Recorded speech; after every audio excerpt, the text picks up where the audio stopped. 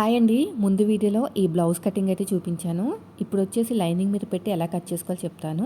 పెద్ద బార్డర్, చిన్న బార్డర్ 2 వచ్చాయి. పెద్ద బార్డర్ సైడ్ అయితే నేను ఇలాగే హ్యాండ్స్ అయితే కట్ చేశానండి.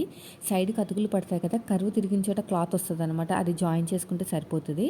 నెక్స్ట్ వచ్చేసి ఈ ఫ్లవర్స్ చూసుకోండి. ఒకటి అడ్డంగా, ఒకటి నిలువుగా అలా ఉంటాయి కదా! నాకైతే అన్నీ ఈక్వల్‌గా ఉన్నాయి.